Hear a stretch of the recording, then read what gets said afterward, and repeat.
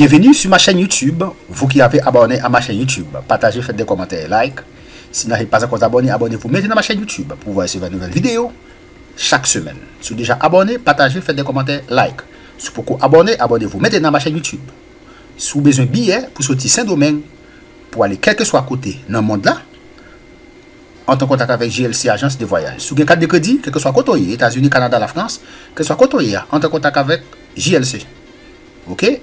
Vous avez besoin d'acheter assurance de voyage, vous besoin faire réservation d'hôtel, vous besoin de réserver billet, contactez-nous. Sur une carte de crédit, visitez site web, achetez billet. Pour compte, vous avez besoin d'entrer en contact avec JLC. www.123online.com. Donc, je dis, nous allons parler, dans les vidéos de gain, nous avons commencé, nous avons parlé des secteurs tertiaires. Nous avons dit qui ça lié. Je dis, nous allons avec l'importance du secteur tertiaire. Du point de vue productif, le secteur tertiaire est l'un des secteurs les plus importants de l'économie. Il y a un secteur qui est plus important dans l'économie, c'est le secteur tertiaire.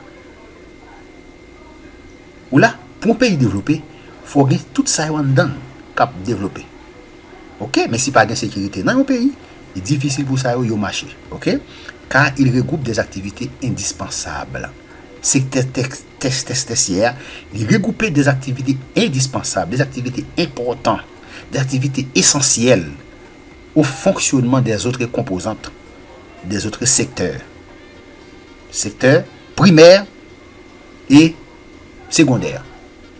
On dit, de plus, il est fondamental en raison de la fourniture des services de base extrêmement utiles pour la société. Donc, d'un point de vue économique, le secteur tertiaire est à l'origine d'une grande partie des revenus de nombreuses communes, États et pays, et contribue énormément à leur développement économique, y compris dans la composition de leurs produits intérieurs bruts, ça veut les PIB là.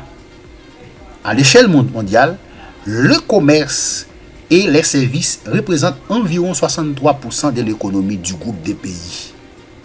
Le commerce et les services représentent environ 63%.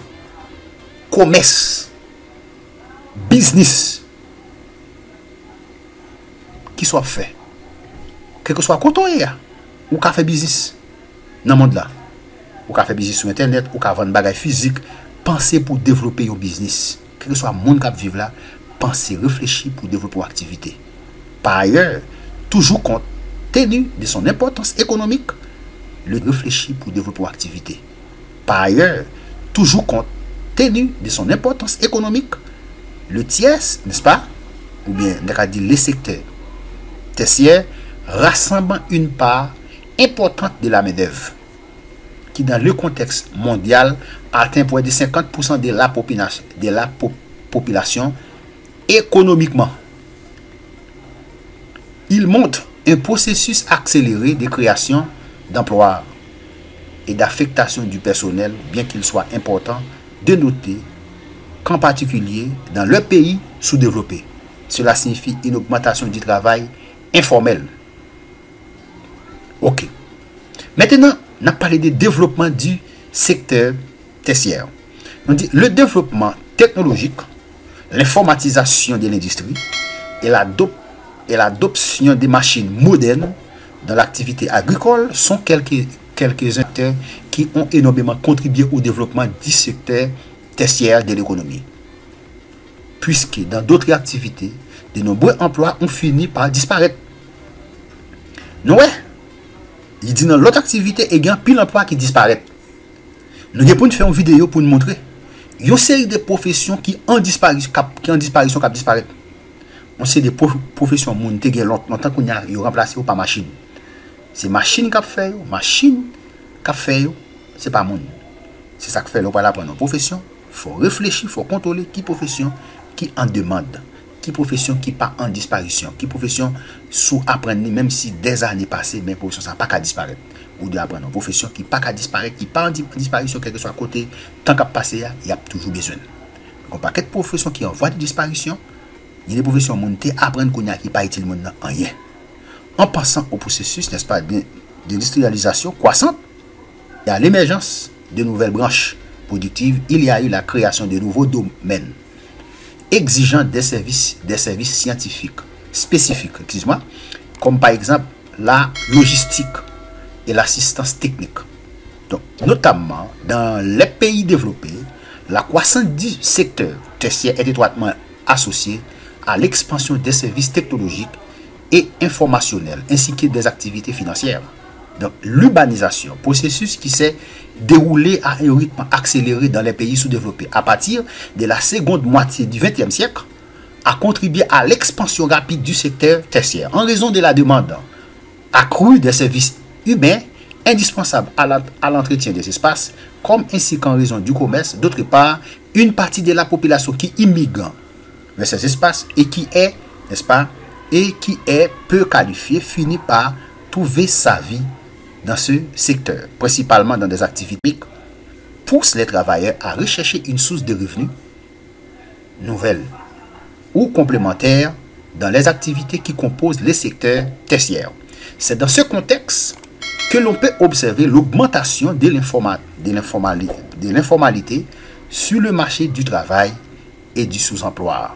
Donc, suite au processus d'externalisation de l'économie, le Brésil a connu une croissance rapide du secteur tertiaire à partir de la seconde moitié du XXe siècle, qui a coïncidé avec l'expansion des grandes villes et l'augmentation du processus d'industrialisation. Déjà, dans les années 1950, le secteur tertiaire représentait près de 50% du PIB brésilien, loin devant l'industrie et l'agriculture. Donc, actuellement, selon les données de l'IBGE pour 2023, on sait que les services et le commerce représentent un peu plus de 60% de l'économie du pays. Au Brésil, les services et le commerce représentaient un peu plus de 60% de l'économie du pays. Donc, le secteur tertiaire est celui qui regroupe l'essentiel de la population active, occupée, devenue une réalité à partir des années 1980. Donc, déjà dans les années 1990, cet indicateur représentait plus de la moitié des travailleurs du pays. Donc, les informations de l'IBGE montrent qu'aujourd'hui, le secteur tertiaire regroupe 70% des emplois du pays, tant formels qu'informels. De plus, c'est le secteur qui a généré le plus d'emplois au Brésil, ok, au cours des 2 dernières décennies. Ok, au cours des 2 dernières décennies, on dit c'est le secteur, n'est-ce pas, qui a regroupé, n'est-ce pas, les 2 dernières décennies. Ok, au cours des 2 dernières décennies, on dit c'est le secteur, n'est-ce pas, qui a regroupé, n'est-ce pas, le plus d'emplois au Brésil. Donc, je vous dis merci, vous qui avez abonné à ma chaîne YouTube, partagez, faites des commentaires, like. Si vous n'avez pas encore s'abonner, abonnez-vous, mettez dans ma chaîne YouTube pour recevoir une nouvelle vidéo chaque semaine. Donc, à la prochaine pour une prochaine vidéo.